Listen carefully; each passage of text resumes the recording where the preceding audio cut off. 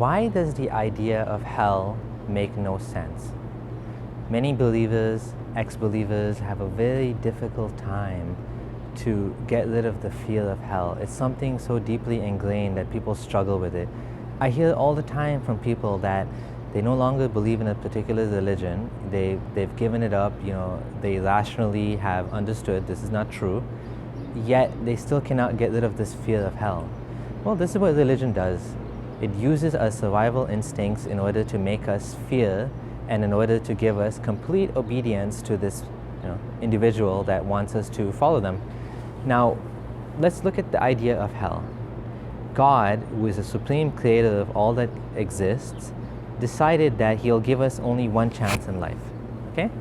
He created a religion, and he said, I'm going to give you 100% test, all at the end, one shot, all or nothing. And if you mess up, you make the wrong decision, even as a fallible human, that's too bad. You are royally effed. Now, what would a loving teacher do? Would a loving teacher give you a midterm exam and give you potential, multiple lives where you can actually reform yourself and correct yourself, and eventually everybody goes to paradise without actually, limiting your free will? I mean, life could be like 3 or 4 steps. The first step would be the first test, and then you die, and then you get a second chance, and you get to learn from your first mistake. But that's not what we see, right? What we see is an infinite, eternal punishment. And although some people will say it's non-eternal, it's eternal punishment in the most severe, nasty, horrible, cruel, sadistic way imaginable. We're talking about your skin being burned off and then being grown back again. We're talking about boiling water being fed to you when you ask for water. We're talking about clothing of fire. We're talking about food that has pus and blood in it, and that looks like the head of devils, and the most sick, disgusting things you can think of, being chained and being burned and all of that, right? So this is what God wants to put us through simply because we rejected him. What is the worst possible sin in Islam? Is to associate other partners with Allah, meaning you worship the wrong God. Now imagine you're born in a small town in Texas. Both your mom and dad are Christian, and they teach you all about the Bible. They teach you that Jesus is Lord. You see how deeply committed they are to the idea of Jesus. And when you grow up, you also take these values to heart. Even you hear, you go to church every week, you're surrounded by believers, and you're constantly reinforced to believe that Christianity is a true religion of God.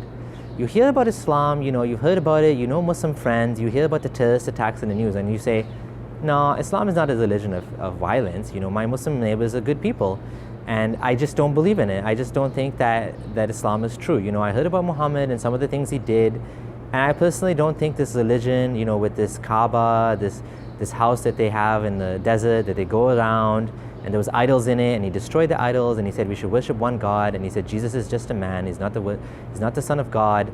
But they believe in Jesus, but they don't worship him. But I think Jesus is sitting on the right hand of the Father, and he's going to be there to judge us.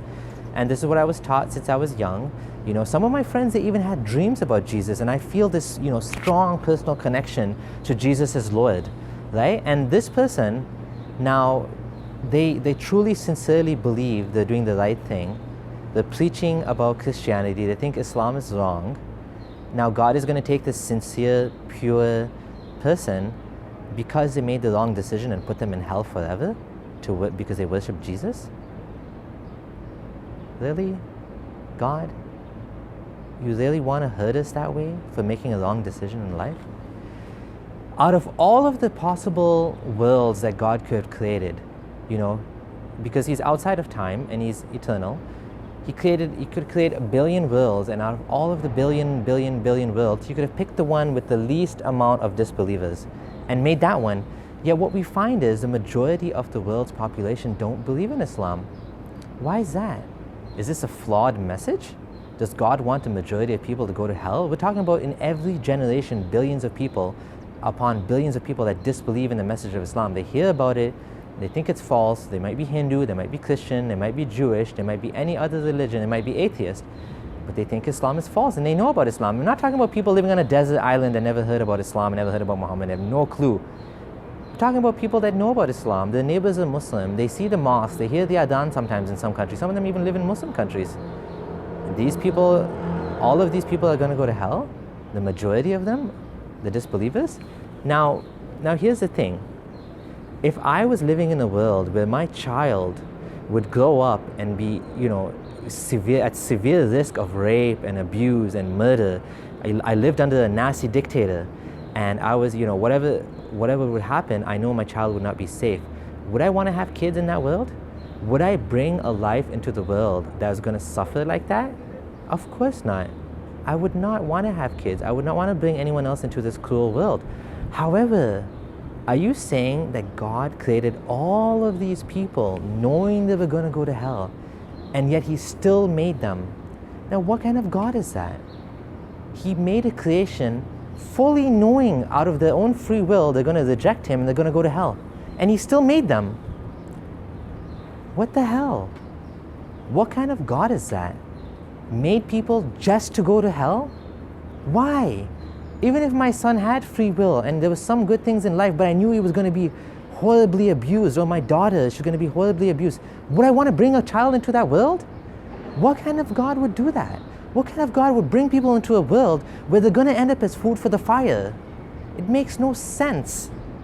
That's a sick, twisted God. Thanks for watching. Take care. Bye.